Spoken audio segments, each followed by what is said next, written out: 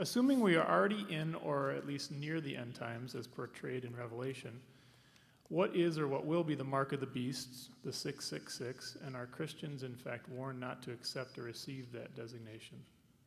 Greg's been thinking and praying about this deeply for years, so I'm going to let Greg Here we go. answer.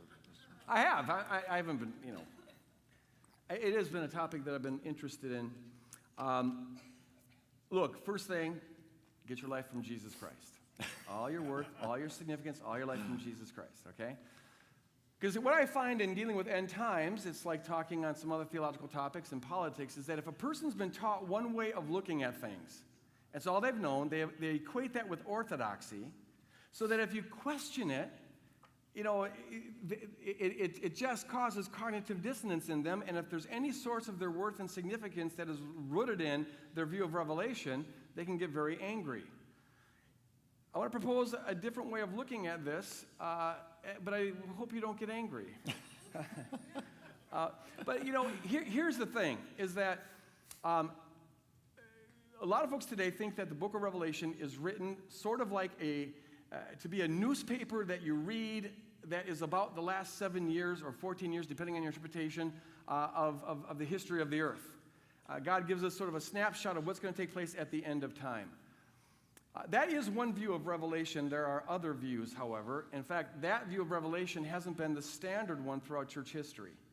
There's a good book I recommend reading. It's called 4 Views of Revelation, put out by Zondervan, where it discusses the 4 main views of the book of Revelation throughout history. There's what's called the preterist view.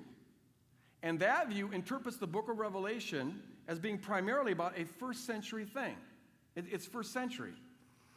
Then there's the idealist view, which says that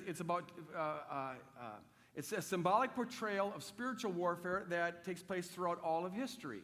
Then you have what's called the progressive view, which really began in the Reformation period, and that view holds that it's about the unfolding of history, and the last 2 chapters are about the very, very end.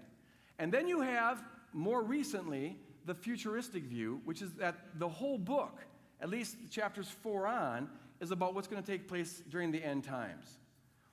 It's very important when you read any book of the Bible to read it in its original context and read it according to the genre it was written in.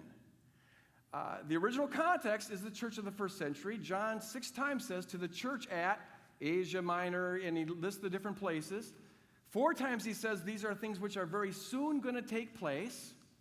5 times in the book he says act quickly. And so, from my perspective, using ordinary exegetical standard rules, we should interpret the book the way a first century would interpret the book, as something that's going to soon take place. And read it according to the genre. That's the type of literature it is, and it's apocalyptic literature. So you have to know a little bit about the kinds of symbols that were used in apocalyptic literature. They use a lot of, sometimes been called surrealistic poetry. The beast and the mark and all those things are very standard in apocalyptic literature. And so to get in on this book, you need to know something about the first century context and the first century, or the type of literature that apocalypse was. So in my view, I think the book of the Revelation, like all the books of the Bible, the primary application is the application it would have had to the original audience. And so we have to ask, what would 666 mean to someone in the first century? Turns out that is a perfect, if you translate the letters into numbers, which was common in the first century, Nero Caesar comes out to equate to 666. So that's a very plausible association there. Nero Caesar was the beast that was being spoken of there. And so on for all the other symbols that are found there. There's actually a commentary I'd recommend for you that's also called 4 Views of Revelation, where it goes through the whole book of Revelation and offers the different perspectives that each of the 4 interpretations has of particular passages. And you'd be surprised to find how close some of the correlations are between the things that are in Revelation and the things that happened in the first century. One more example, and then I'll shut up. The tribulation period, the great tribulation period, 42 weeks of tribulation. It might be a coincidence, or it may be more significant than that, that's the exact amount of time that the Romans sieged Jerusalem, 3.5 years. And the great war between the Jews and the Romans took place. And many scholars argue that the primary meaning of the tribulation period was that. Now, having said that, It's also true, as with all the books of the Bible, that there are timeless principles that apply throughout history. And so we read the Bible to find those principles as they speak to us. The book of Revelation has always been profoundly significant to Christians, especially when they're in persecution, that they will overcome by the blood of the Lamb, that God is victorious in the end.